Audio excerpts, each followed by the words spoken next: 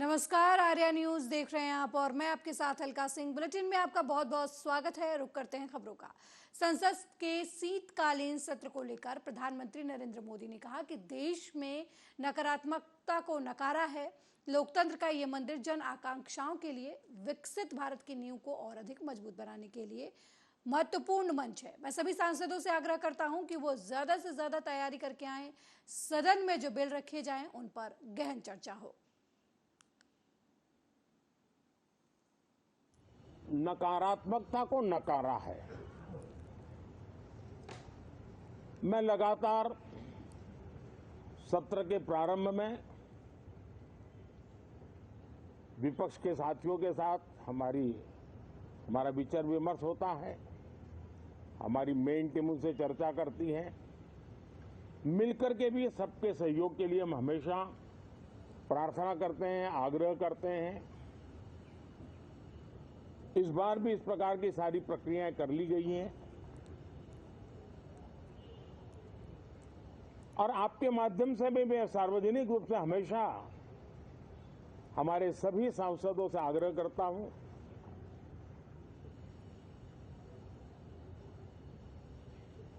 लोकतंत्र का ये मंदिर जन आकांक्षाओं के लिए विकसित भारत की नींव को अधिक मजबूत बनाने के लिए बहुत महत्वपूर्ण मंच है। मैं सभी माननीय सांसदों से आग्रह कर रहा हूं कि वो ज्यादा से ज्यादा तैयारी करके आएं। सदन में जो भी बिल रखे जाए उस पर गहन चर्चा हो, उत्तम से उत्तम सुझाव आए और उन सुझावों के द्वारा, क्योंकि जब एक सांसद सुझाव देता है तो जमीनी अनुभव का उसमें बहुत ही उत्तम तत्व होता है। लेकिन अगर चर्चा ही नहीं होती है तो देश उससे मिस करता है उन चीजों को।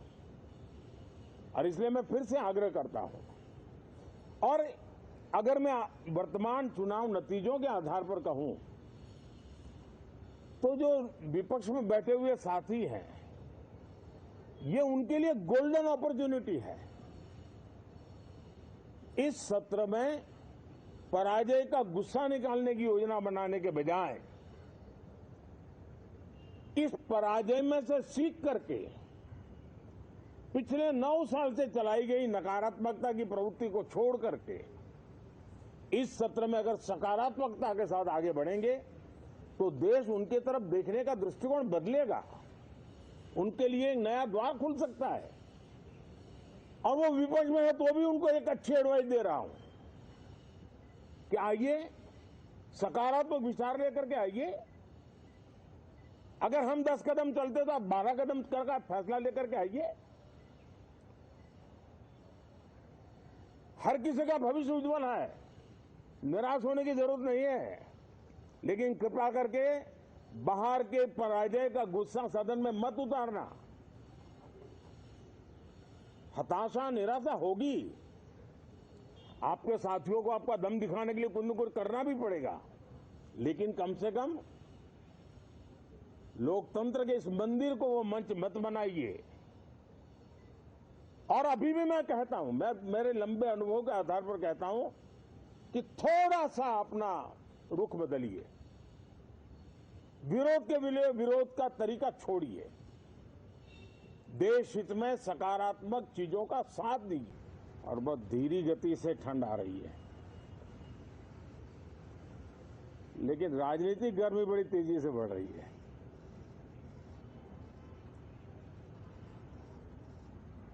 कल ही 4 राज्यों के चुनाव नतीजे आए हैं। बहुत ही उत्साहवर्धक परिणाम है। ये उनके लिए उत्साहवर्धक है जो देश के सामान्य मानवी के कल्याण के लिए कमिटेड है, जो देश के उज्जवल भविष्य के लिए समर्पित है।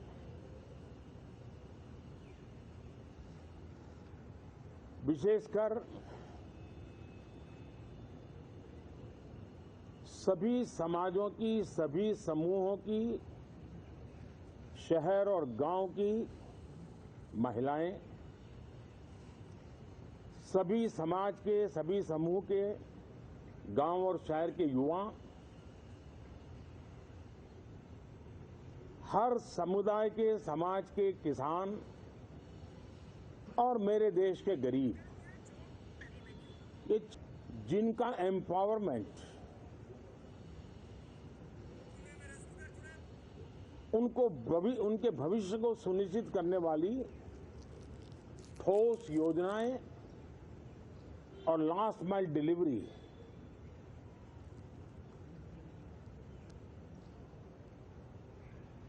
इन उसूलों को लेकर के जो चलते हैं उन्हें भरपूर समर्थन मिलता है। और जब गुड गवर्नेंस होता है,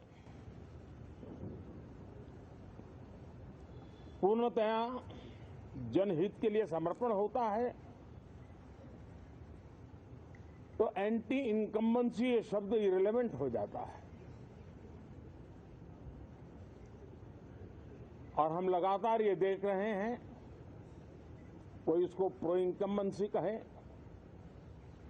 कोई इसे गुड गवर्नेंस कहे, कोई इसे ट्रांसपेरेंसी कहे, कोई उसे राष्ट्रहित की, जनहित की ठोस योजनाएं कहें, लेकिन ये लगातार अनुभव आ रहा है। वहीं गोरखपुर प्रवास के दौरान मुख्यमंत्री योगी आदित्यनाथ ने सोमवार की सुबह जनता दर्शन में लोगों की समस्याएं सुनी। गुरु गोरक्षनाथ मंदिर में जनता दर्शन में आए लोगों से मुलाकात करते हुए सीएम योगी आदित्यनाथ ने इत्मीनान से उनकी समस्याएं सुनी और उनके गुणवत्तापूर्ण पारदर्शी निस्तारण के लिए अधिकारियों को निर्देशित किया। उन्होंने अधिकारियों से कहा कि हर पीड़ित के साथ संवेदनशील रवैया अपनाएं और उनकी समस्याओं का समाधान कर उन्हें संतुष्ट करें। इसमें किसी भी तरीके की कोताही बर्दाश्त नहीं की जाएगी। जनता दर्शन में गोरखनाथ मंदिर परिसर के महंत दिग्विजयनाथ स्मृति भवन के सामने कुर्सियों पर बैठाए गए लोग तक सीएम योगी खुद एक एक कर पहुंचे और सबकी समस्याएं सुनी। उन्होंने करीब 300 लोगों से मुलाकात की। उन्होंने सबको आश्वस्त किया कि उनके रहते किसी के साथ अन्याय नहीं हो पाएगा।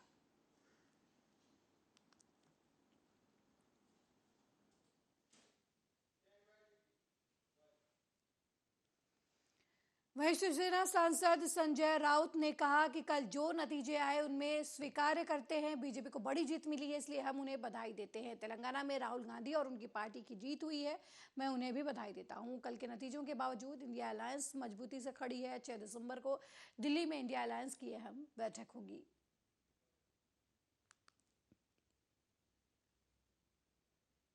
निर्णय आता है वो स्वीकार करना चाहिए, चाहे ईवीएम से हो चाहे बैलेट पेपर से। तो कल जो ईवीएम के माध्यम से जनादेश मिला है, ईवीएम आदेश, वो भी हम लोकतंत्र का आदेश मानकर स्वीकार करते हैं, चाहे ईवीएम पे विश्वास हो या न हो। लोग तो आश्चर्य और आज भी सदमे में है कल के रिजल्ट के बाद भी, खास करके मध्य प्रदेश, छत्तीसगढ़। लेकिन ईवीएम का जनादेश है। दूसरी बात, मिजोरम का आज आ जाएगा। भारतीय जनता पार्टी को बड़ी जीत प्राप्त हुई है।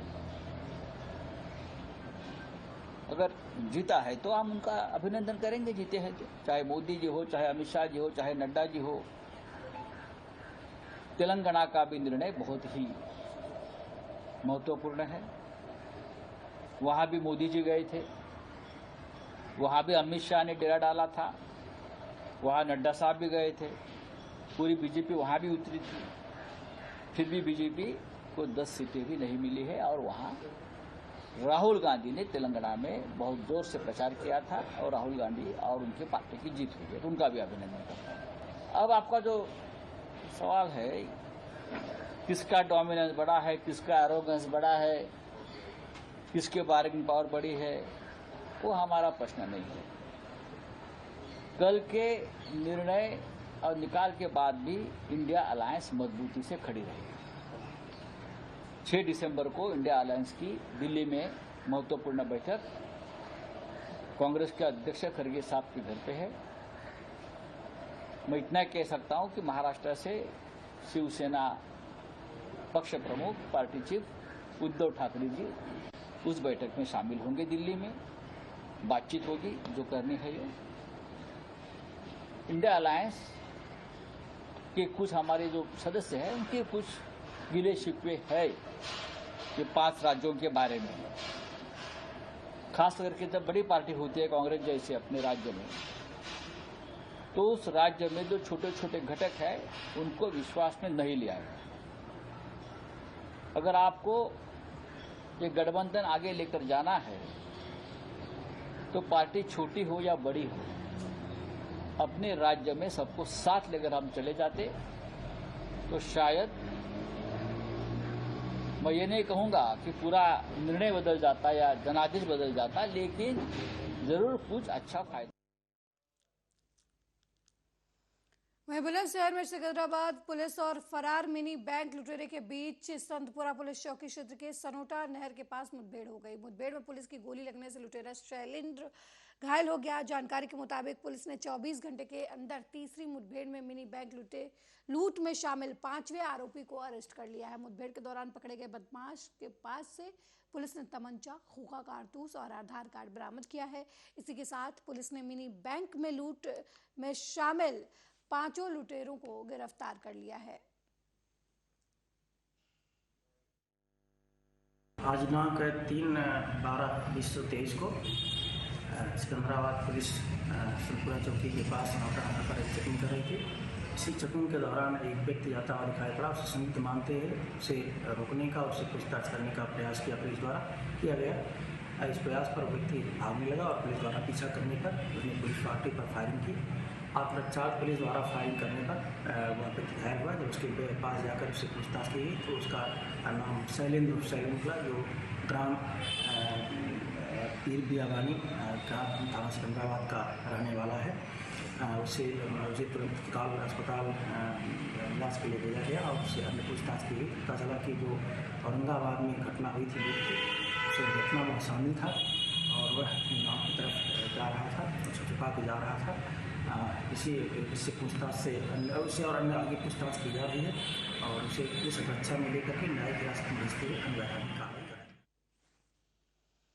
वहीं हमीरपुर में दबंगों को पुलिस का खौफ नहीं है। राट कोतवाली क्षेत्र के मवई गांव में दबंगों ने युवक को घर से निकालकर बीच सड़क पर दौड़ा कर पीटा। जानकारी के मुताबिक मामूली बात को लेकर तीनों दबंगों ने युवक की बेरहमी से पिटाई कर दी, जिसका वीडियो अब सोशल मीडिया पर वायरल हो रहा है।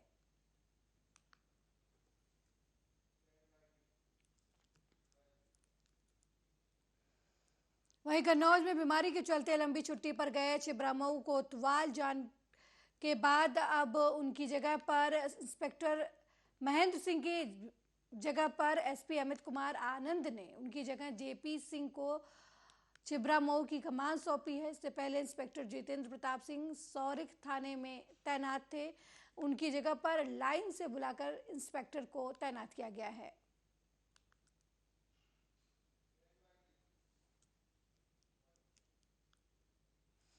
वहीं गाजियाबाद के ट्रोनिका सिटी थाना क्षेत्र में हुए गैंगरेप मामले में पुलिस को बड़ी सफलता मिली है। स्कूटी सवार युवती से गैंगरेप की वारदात को अंजाम देने वाले से पुलिस की मुठभेड़ हुई, जिसमें आरोपी को पुलिस ने गिरफ्तार किया है। आपको बता दें कि मुखबिर की सूचना पर खानपुर के जंगल में ये मुठभेड़ हुई। एसपी रितेश कुमार ने बताया कि पहले पुलिस टीम पर फायरिंग की गई। जवाबी फायरिंग में जुनैद को गोली लगी और उसे गिरफ्तार कर लिया गया। फिलहाल गिरफ्तार अभियुक्त को उपचार के लिए अस्पताल में भर्ती कराया गया है। उन्होंने कहा कि बाकी के 4 आरोपियों को भी जल्द पुलिस गिरफ्तार कर लेगी। दिनांक 30 नवंबर 2023 को गाजियाबाद पुलिस कमिश्नरेट के थाना ट्रोनिका सिटी में हुई एक जघन्य घटना, जिसमें कि 3 व्यक्तियों द्वारा एक महिला पीड़िता के साथ में गैंग रेप की घटना को अंजाम दिया गया था। उस घटना का संज्ञान लेते ही तत्काल अभियोग पंजीकृत कराया गया था। वह जो उसमें अभियुक्त सम्मिलित थे उनकी गिरफ्तारी हेतु टीमों का गठन करके और निरंतर प्रयास किए जा रहे थे। इसी क्रम में थाना ट्रोनिका सिटी पर मुखबिर की एक सूचना प्राप्त हुई कि खानपुरा के जंगलात का जो क्षेत्र है वहां पर कुछ संदिग्ध व्यक्ति देखे गए हैं और वो बैठे हैं वहां पर। ये सूचना मिलते ही जो हमारी पुलिस टीम थी वो तत्काल थानाध्यक्ष और सभी वहां पर पहुंचे और पुलिस की टीम को देखते ही जो वहां के संदिग्ध व्यक्ति थे उन्होंने पुलिस पर जान से मारने की नियत से फायरिंग स्टार्ट कर दी और इसके जवाबी क्रम में जो हमारी पुलिस टीम थी उसको भी अपने बचाव में फायरिंग करनी पड़ी और जिसमें कि एक जो उसमें व्यक्ति था जिसका नाम जुनैद है उसके पैर में गोली लगी है।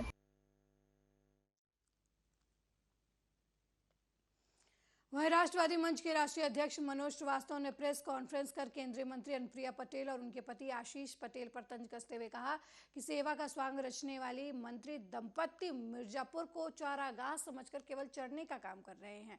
मंत्री दंपत्ति का मिर्जापुर के विकास से कोई लेना देना नहीं है। राष्ट्रवादी मंच के राष्ट्रीय अध्यक्ष मनोज श्रीवास्तव ने कहा कि मिर्जापुर में सूखा पड़ा है। मिर्जापुर में 10 साल पहले मेटल का जो उद्योग ग्राफ था वो पहले से भी ज्यादा कम हो गया है।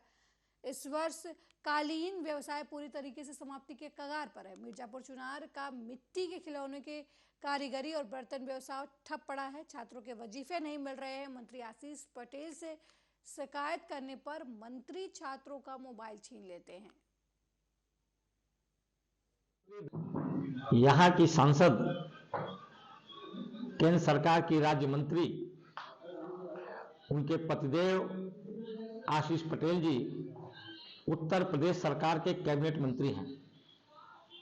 कल उन्होंने विधान परिषद में एक प्रश्न उठाया अपने भत्ते को लेकर के, हवाई जहाज की यात्रा को लेकर के, उसके टिकट को लेकर के कि हमारा ये जो पैसा है ये मिलना चाहिए कैंसिल कराने पर या फिर इसे आगे मर्ज कर दिया जाए अगले वित्तीय वर्ष के लिए। मेरा स्पष्ट मत है कि सेवा का स्वांग रचने वाले मंत्री दंपत्ति, इन्हें चिंता नहीं है मिर्जापुर में इस वर्ष कितना बड़ा सूखा पड़ गया। मिर्जापुर का उद्योग धंधा समाप्त हो रहा है। यहां का मेटल उद्योग वहीं मुख्य विकास अधिकारी श्री लक्ष्मी वीएस ने कलेक्ट्रेट से मतदाता जागरूकता रैली को हरी झंडी दिखाकर रवाना किया। सीडीओ लक्ष्मी वीएस ने बताया कि इस अभियान का संदेश उन युवाओं के लिए है जिनका वोटर लिस्ट में नाम नहीं है, वो अपना वोटर लिस्ट में नाम डलवाएं और जिन युवाओं का नाम 1 जनवरी 2024 को मतदाता सूची में है उनको वोट डालने के लिए अभियान प्रेरित करेगा। वहीं जिले का 100% मतदान हो, इसके लिए प्रशासन ने ब्लॉक स्तर पर मतदाता जागरूकता अभियान चलाया है। इस अभियान के द्वारा सभी मतदाता को संदेश देना है कि अपने मत का उपयोग अवश्य करें।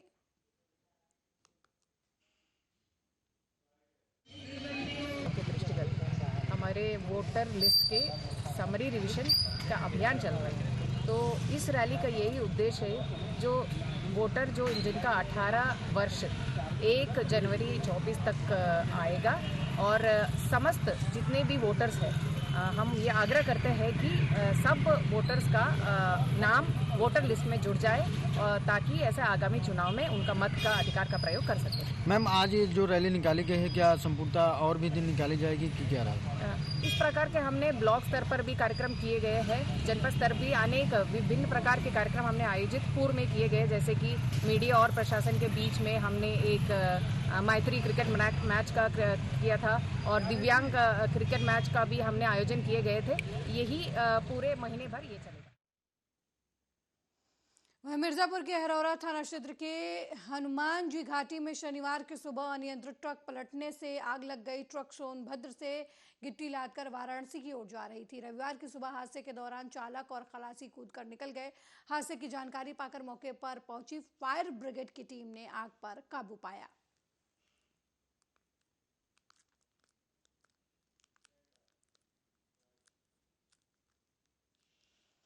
वहीं मिर्जापुर नगर के भरूहना स्थित घनश्याम बिनानी एकेडमी ऑफ मैनेजमेंट साइंसेज परिसर में उद्यमी मेला का आयोजन किया गया। लोगों को अपना व्यवसाय कर लोगों को स्वावलंबी बनाने पर जोर दिया गया। इस दौरान लोगों को व्यवसाय करने के गुण, मार्केट की पहचान के साथ साथ लोगों को लोन के बारे में जानकारी दी गई। कार्यक्रम का शुभारंभ मुख्य अतिथि डॉक्टर जिशान अमीन ने किया। उद्यमिता विकास के लिए आयोजित उद्यमी मेले में अलग अलग जिलों के 21 वेंडर और उद्यमियों ने हिस्सा लिया, जिनमें वो अपने नई तकनीकी उपकरणों की विशेषता और उससे होने वाले लाभ की जानकारी भी दे।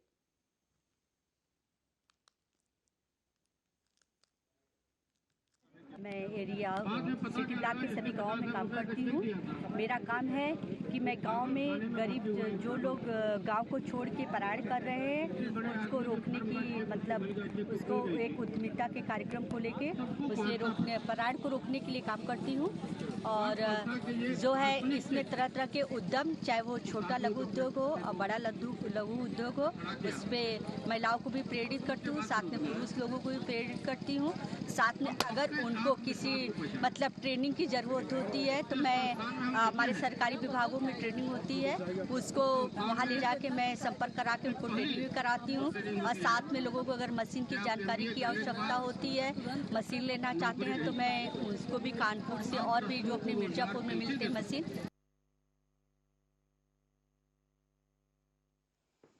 वहीं साइबर सेल और थाना बाबूगढ़ पुलिस ने दुकानदारों से सामान लेकर पेटीएम बिजनेस अकाउंट पर पेमेंट कर दुकान की Paytm business account login ID को धोखाधड़ी से अपने मोबाइल में लॉगिन करके पेमेंट किया।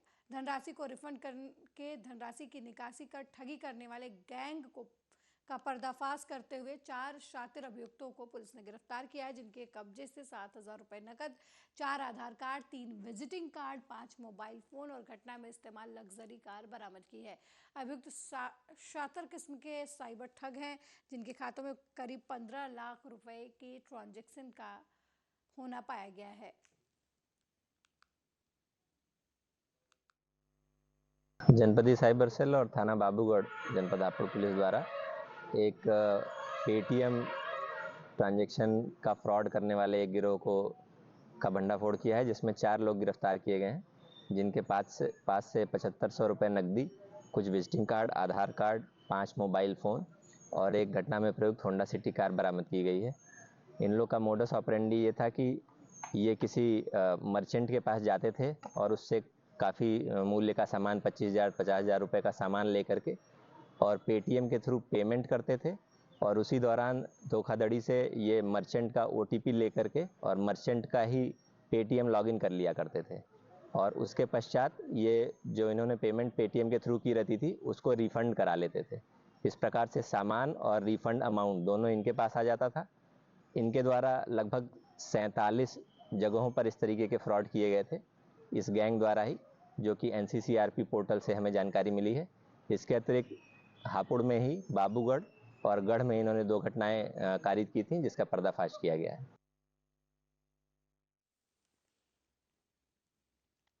वहीं दिल्ली में 3 राज्यों की जीत पर रक्षा मंत्री राजनाथ सिंह ने कहा कि बहुत शानदार विजय हुई है। जितनी सीटें पिछले लोकसभा के चुनाव में आई थी, इस बार उससे अधिक सीटों पर बीजेपी जीत हासिल करेगी। जनता पार्टी और बहुत ही शानदार विजय हुई है। मोदी जी का मैजिक बरकरार है जिस तरह से अब लगता है सारे देश ने ये माइंड मेकअप कर लिया है कि 2024 के लोकसभा इलेक्शन में भारतीय जनता पार्टी पिछले लोकसभा के चुनाव में आई थी, उससे कहीं अधिक सीटों पर भारतीय जनता पार्टी और एनडीए के लोग विजय प्राप्त।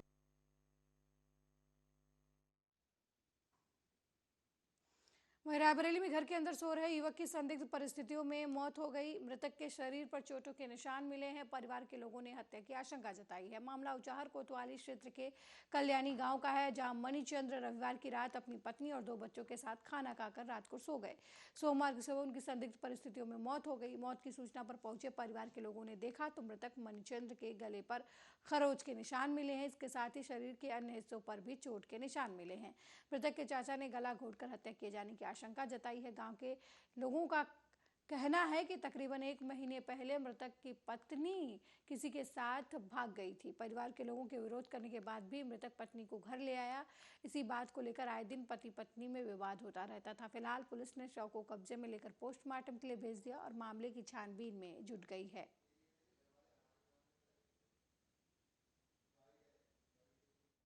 भतीजा को दो पुरानी में वो भेजे थे, हम तो खेते में रहे थे, खेते में अभी 7 साढ़े 7 बजे जाना है, फोन गया है तो हम आए थे, कहा भा कहा नहीं भा उसको हम नहीं बता सकते। हाँ। तो क्या हुआ भतीजे को? हाँ? खत्म हो चुका, और क्या हुआ? कैसे खत्म हुआ, कुछ जानकारी है? नहीं, कुछ नहीं जानकारी में। मतलब कैसे हुई जानकारी नहीं आपको? नहीं भाई, हम यहाँ पर रहे नहीं, कैसे बता दे कि हाँ कुछ देखा सुना, कुछ आपको देखा होगा? अब देखा तो खरोचा इस पे लगे थे। कहाँ खरोच लगा? अरे यही गटाई पे लगा है, गर्दन पे। हाँ, ये खरोच के निशान है। हाँ। क्या शंका लग रहा है आपको? हाँ? शंका ये है कि मारना है कि किसी ने मार दिया? किसी ने मारा है। गला दाब के मारा, कैसे मारा? गले में निशान, चोट के निशान है? चोट के निशान, गांठ में भी निशान है, पीठ में भी निशान है। अच्छा, बदन पे है? हाँ, नाखून लगा है। क्या लग रहा है आपको? मारा हुआ लग रहा कि हफ्ते की गई? हाँ।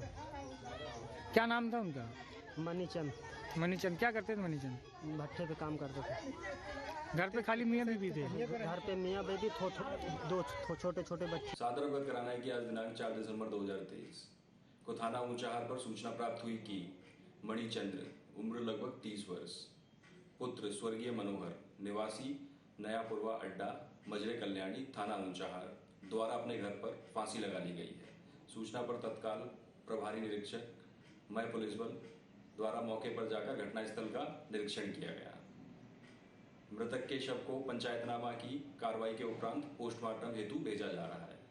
अग्रिम विधिक कार्रवाई प्रचलित है। मौके पर कानूनी व्यवस्था संबंधी कोई समस्या नहीं। मेरे साथ इस बुलेटिन में फिलहाल इतना ही। देश दुनिया की तमाम खबरों को देखने के लिए देखते रहिए आर्या न्यूज़। नमस्कार।